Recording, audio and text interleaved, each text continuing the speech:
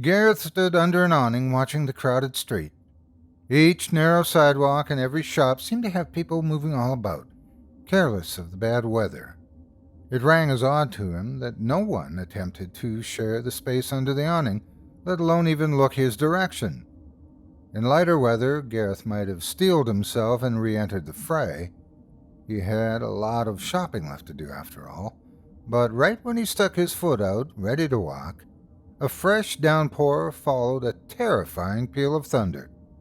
Without another thought, Gareth turned and pushed through the tiny door, for no other reason than to hide from the miserable day. Maria could wait an hour more for groceries. "Hello, sir," a voice said from somewhere behind him. Gareth turned away from the storm and looked into the shop, surprised by the appearance. The whole place was incredibly narrow, and when he thought of it, he was amazed that it managed to fit between Finnegan's Family Restaurant and Benny's Butchery in the first place. In fact, Gareth had never noticed the shop before. Once he got past the initial feeling of being cramped, he realized he couldn't quite tell what the store sold, or for that matter, who had spoken. 2 shelves ran the length of it, and as Gareth walked between them, he saw they were filled with nothing but certificates and trophies. They represented all kinds of achievements, from swimming tournaments to chess championships, and strangely enough, marriage and birth certificates. Forgeries, Gareth whispered to himself. "What was that, sir?" By then he was far enough into the shop to see a small desk at the far end of the room, and a little man sitting behind it. The man was one of those odd people, full of contradictions, young but with a face full of wrinkles.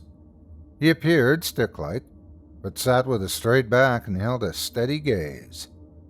Gareth, who was over 6 feet tall, already felt smaller than the man. As he approached the desk, he stuck his hands deep into his coat pockets. "Hello." "Hello," the man replied. "I notice you're looking at my achievements." Gareth raised his eyebrows. "You're—" He looked around and back to the man. "Oh, yes, I see. I really only came in for shelter, you know. Although I don't think that it was legal to have a shop like this right out in the open. It's a very reputable street." The man laughed and stood. They shook hands. His skin was dry and hot to Gareth's touch.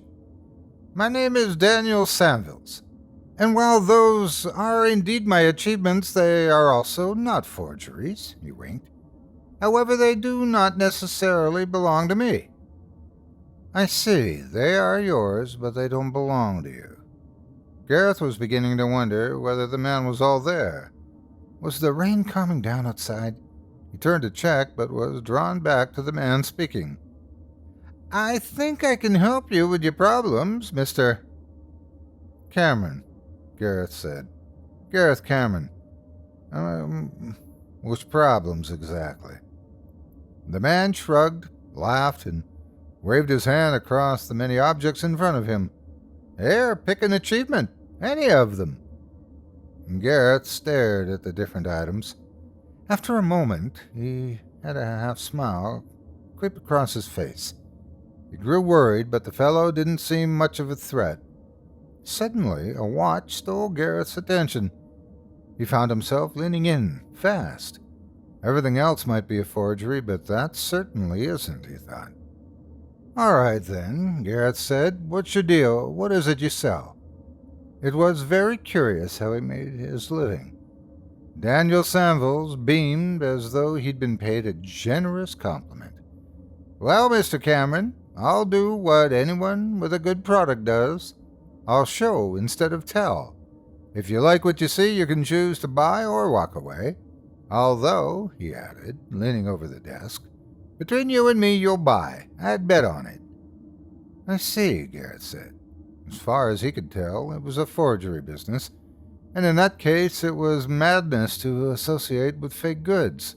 Imagine a lawyer, of all people, being caught in such a place.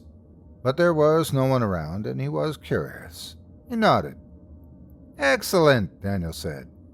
He turned and opened a rickety door to his right and entered without so much as a glance to see if Gareth followed. Gareth looked over his shoulder, but the people outside continued to walk right by the shop without a single cursory glance. He had a feeling the place didn't get much business despite the big shelves of achievements. He followed the man through the door. The room held nothing in the way of furniture except a wooden desk in the middle with a chair on either side. The wall opposite was hidden behind a brown curtain, and the wall to the right held more shelves of certificates and trophies. "Those are my more prized possessions," Daniel said, making his way around the desk. Daniel opened the top drawer, took out a single die and a silver coin. He laid them down in front of Gareth, grinning. I'm not quite sure I see," said Gareth. "Then I'll put it as simply as I can," Daniel said. "You give me something, and I give something to you. We can start by flipping the coin, or if you're suspicious, you can use one from your pocket." Gareth reached into his pocket and drew a coin. "This?" "Yes, whatever. Now, that's a normal coin, so if you flip it 10 times, roughly 5 will come out heads and 5 tails, correct?" "Yes, I'd say so." "Now, I'm telling you, if you give me something, I can make it land tails every time, or heads, if you prefer. And it only needs to be a small something, since I'm only giving you a small something in return. Understand?" "I think so," Gareth said hesitantly. "What exactly do you want from me to do this magic trick?" "A fingernail." "A fingernail? Anyone will do, your pinky even." "I don't see how that will." "No, I'm sure you don't, Mr. Cameron, but that wasn't the agreement, was it?" Well, Gareth thought, it's only a fingernail after all. "Okay, it's a deal," he said at last. Daniel drew a pair of nail scissors from the same drawer. "Allow me." Gareth put his hand forward warily, and Daniel snipped a fingernail with practiced ease. He caught the tiny crescent in midair and then dropped the clippers back into his desk. "Go on then, Mr. Cameron. 10 times, all tails." Gareth raised his eyebrows and flipped the coin, once, twice, 3 times. All tails. He checked beneath the desk for some kind of magnet and found nothing but rotted wood. Gareth flipped his coin again, 4, 5, 6, 7 more times. He flipped it differently each time, but it always came up tails. He checked to see if Daniel had somehow exchanged it for a 2-sided coin and was disappointed. On the 11th flip, it came up heads. Impossible. All thoughts of getting groceries and returning home to his wife were gone. Daniel laughed. "What about the dice?" Gareth inquired. "Ah, well, that will require the rest of your fingernails, I think. Say, to land 6 10 times in a row." Gareth could barely believe his ears, but out came the scissors and away went his nails. 10 times the die landed on 6. By the time the final die settled, Gareth felt like a man in a dream. It was, of course, a brilliant magic trick. "It's a trick, then, isn't it?" Daniel sighed. "We can go on all day, Mr. Cameron. You can bring me dice or coins of your own, but then we do it with your toenails. You can have the room analyzed for devices if you like, or the easiest way, we could bring up the stakes to the point where faking is impossible."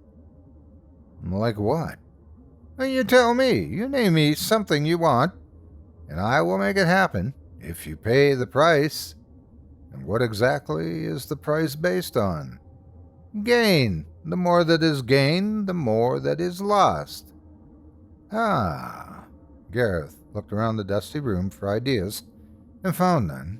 Then at last it came to him. "My groceries," he said. "Make them appear right here, everything on the list." As he spoke, his hand delved into his pocket, found the list, and scrunched it up as though he were afraid Daniel might read it through his coat. Daniel simply nodded, and his eyes rolled up for a minute. as if calculating a few minor equations. Yes, a good choice. Impossible to fake, but without too much gain. I think I will need the tip of any extremity. Your choice. And only the very tip, you understand. Almost nothing at all. Gareth put his hand on the table.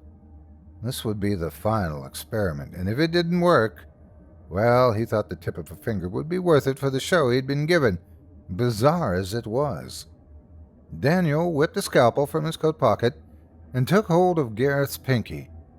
Gareth forced himself to watch, resisting the urge to pull away. Daniel whipped the scalpel through the end of his finger with frightening speed. Gareth pulled back his hand and clutched it, waiting for the instant of pain to pass. A shiny oval of blood sat where his fingerprint used to be. Well, I suppose that wasn't so bad. Daniel gestured behind Gareth. For a moment, Gareth didn't want to turn around. He was certain there was nothing there. He'd been tricked by a sadistic madman, and who's to say Daniel wouldn't attack him as soon as he turned his head?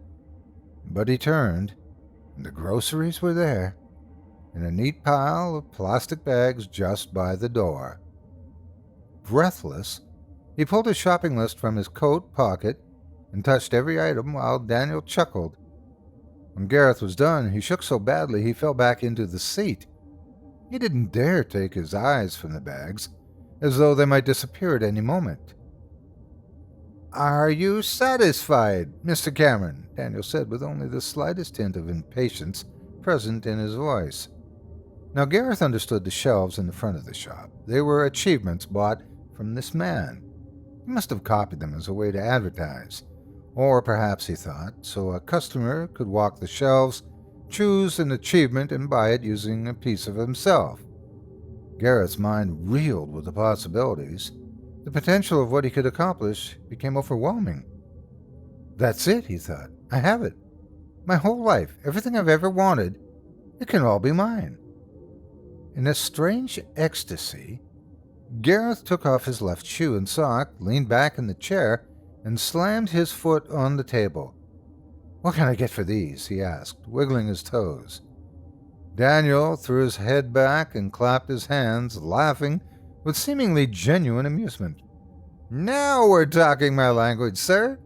He stood up and walked over to the brown curtain. In one easy motion, Daniel swept the curtain aside.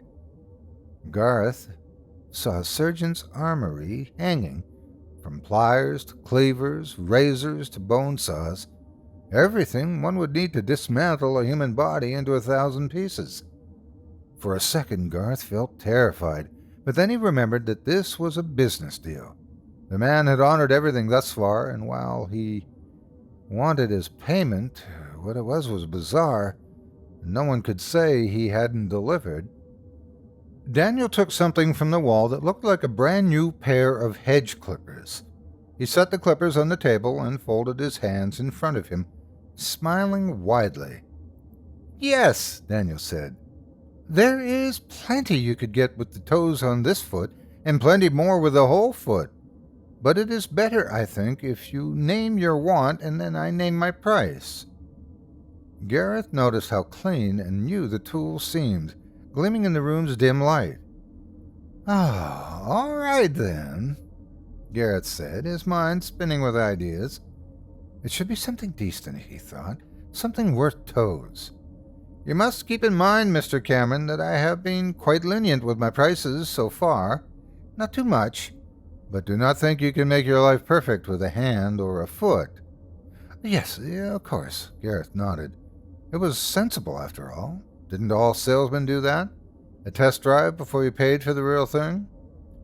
"I would like to win the lottery," he said, slowly, knowing he was pushing his luck. "The biggest one in the world, the biggest jackpot, whatever it is." Daniel grinned and nodded thoughtfully. "This I can do, if I take all of your toes." Gareth stared. His heart beat so hard he could feel a vein throbbing near his big toe. "All of them?" he asked. "Yes." but the largest lottery in the world that is in America, full of taxes. You would do better to take the English lottery. It will be easier to claim your prize, and the money you get is still 160 million pounds tax-free. That's 16 million pounds per toe. Daniel watched him patiently. The silence dragged on. Gareth turned and looked from the piles of shopping bags back to the man. "I'll do it," he said, almost whispering. No sooner had he said the words did 3 of his toes disappear, and the pain struck him like an iron club. He fell from his chair, but Daniel kept one impossibly strong hand on his ankle as he worked his way down his foot. The blades cut through the last 2 toes an instant before the clippers snipped shut. A terrible popping noise accompanied the departure of each, followed by the soft clicks of them landing on the wooden floor. Gareth squeezed his eyes shut and let out a scream that must have rattled the front windows. In his agony, he forgot that he'd promised Daniel another 5 toes. Daniel didn't bother to take off Gareth's right shoe, but instead he walked around the table and cut right through it, severing all 5 toes in a straight line and taking a good part of his foot as well. All of it fell onto the floor, a chunk of flesh and blood mingled with leather and fabric. For a long time Daniel did nothing but roll on the floor and scream. He blacked out once, and when he came to, he threw up. As the pain became more manageable, he opened his eyes and focused on Daniel standing over him, chuckling. His face shined from a thin sheen of sweat. "Ah, now that was something, Mr. Cameron. You won't regret it, I promise you." With that pledge, he took out a long rectangle of paper and pressed it into Garrett's hand, his shaking hand. "A lottery ticket. You now hold the winning numbers for next week's jackpot, sir. Congratulations." "Aye, good God. Let me out of here. Let me out." Gareth clutched his ticket and crawled towards the doorway. "Don't forget your groceries," Daniel called after him. Gareth wiped his mouth and attempted to stand. The absence of toes made it difficult to keep his balance. He noticed the trail of blood behind him, but the flow seemed to slow down surprisingly fast. He managed to drag his groceries all the way out the front door, but received no help from the sly and sharply dressed salesman. When Gareth glanced over his shoulder, Daniel was nowhere to be found. Gareth won the lottery the following Monday night, which was a good thing because the first thing he'd done after we returned with the groceries was leave his wife. He wanted to do it for years, and oh, was it sweet seeing her sour face turn to gaping surprise. That moment was enough to pay him back for every evil word and threat she had ever heaped upon him. For nearly 2 weeks, Gareth laughed about his good fortune. Using crutches to help him hobble on his toeless feet, the pain hardly bothered him at all. And people stared at him, yes, but he knew it wasn't the disability, it was the money. Already he'd received phone calls from people he'd never met claiming to be long-lost relatives. He quit his job, telling all his co-workers what he thought of them. He purchased a mansion on the edge of town. His new wardrobe consisted of nothing but $10,000 suits. His new car cost more than what most people pay for their homes. He purchased everything he ever wanted and lived the life he had always dreamed. But Gareth still was not happy. All he could think about was the weedy little man in the shop and what he still had to offer. Eventually, desire got the better of him, and he decided to go back to see Daniel Samville's. "Oh, Mr. Cameron," Daniel said, welcoming him with open arms. "I was afraid you'd never return. You left so unhappily last time, you see, and I was a little afraid that I'd maybe given you too much." "I've been thinking about you a lot, actually," Gareth said, shaking Daniel's hand. "Is that so?" Daniel asked. "Well, why don't you sit and we can talk about it?" It wasn't long before they struck a new deal. Gareth gave a kidney for an IQ of 200, his entire right arm for an extra life, and his left eye and ear for the ability to understand, speak, and write every language. Next, he gave his teeth for the ability to charm any woman he wanted. That one was particularly painful.